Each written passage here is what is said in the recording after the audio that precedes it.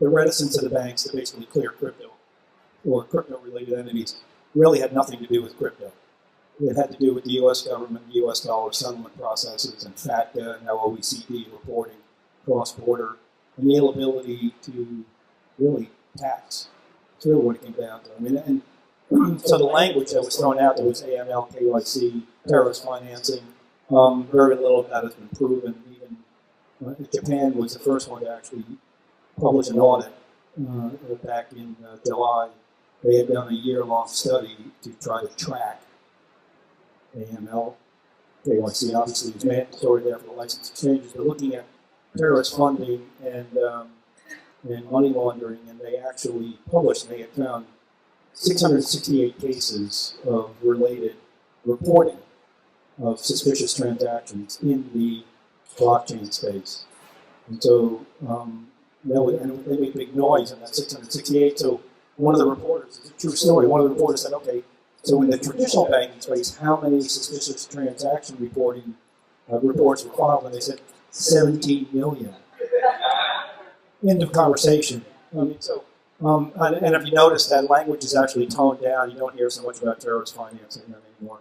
The reality is some banks are breaking ranks. So Barclays in London 6 months ago were shutting people's accounts down. Are now realizing they need new clients. And here's a whole. No, I'm serious. It's DBS has reversed some policy here in the last 90 days too, because they understand it better. It's not the fear mongering of everything. In the Asian economy, so talking about who do I think is going to win this battle, I'll be honest, I think it's Singapore. Simply because they may be slow on some of their nature, what they're going to do and what their adoption is going to be, but I think they've taken the most pragmatic approach. Japan was very quick. They licensed the first 16 exchanges and everything, and they've had some growing pains as a result, and now they've got 160 exchange applications in front of them because everybody thinks that's the place to be, but volumes have turned back, and you've had some breaches there and things like that. So, and Malta is making a lot of noise, and because they need to. True story, I was in Malta. I was invited to Malta 2 years ago, and the Malta Stock Exchange was for sale. It's owned by the government. So they're looking for any new businesses they can, and crypto is, anyway, it is what it is. And it doesn't take anything away from Malta. It's a wonderful place to visit. And it is a trading point in the mid-Mediterranean. But I think from a regulatory standpoint, the adoption standpoint, and also the open business models will allow Singapore to emerge out the top, I think, organically. The U.S. will always be a leader. It doesn't. Coming from the U.S. side, laws here are very broad still, and so British laws are not clearly as well defined as U.S. laws are when it comes to financial industry. The U.S. has sliced and diced. So you referred to Reg A, Reg B, C, D. Like D16 is another one. I mean, how do you get to 16? You have to start at 1. What's the other 15?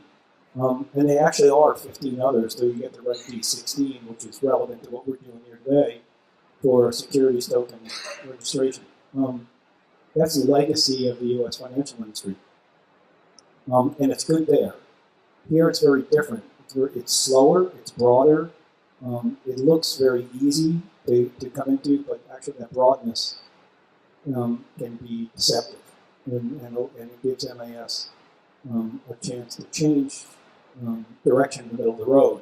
When you're already heading down a direction, they can potentially change it. Where in the U.S., if you get between those seams, and if you get on Reg B16 and you're right on point, nothing can be changed. So it's a different metric.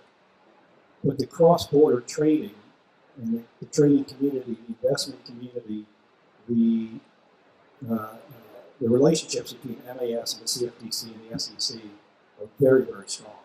And MAS and the CFTC just signed an MOU fintech agreement 2 weeks ago. So they're already aligning themselves to have the growth actually be equal. I don't think it'll be separate. It's interesting that I didn't know ICOs are banned in Korea because that's the hottest market. So that was interesting. I guess my thoughts on that is I think we'll still see some layers, and I think that just because you can issue security tokens in Malta because it's legal and technical, how many issuers of high quality real estate in Singapore or Australia are going to want to launch over there? So I think the whole difference with the whole STO thing is there's an issuer, there's someone who owns that company or project. They don't want to go, if they can do it here, they don't want to go there. There's reputational risks. There's a whole bunch of waste liquidity. I know of an island in the Philippines apparently is issuing security token issuances, exchange licenses, but I don't know. There's nothing there. So it's tropical island. So I think that we'll see different layers, and then we'll see the Malta's great. I don't know what type of security tokens will trade there. I'm sure there'll be a lot, and it'll just. But someone else said, so do you think? We were at the SGX, yeah, they said, almost at this highest level, there's consolidation. Some of these big national exchanges aren't really working that well. Malta was for sale. So it probably ends up looking something like that in the security token space as well. These big players in these big markets, and then small things around, which is very different types of projects.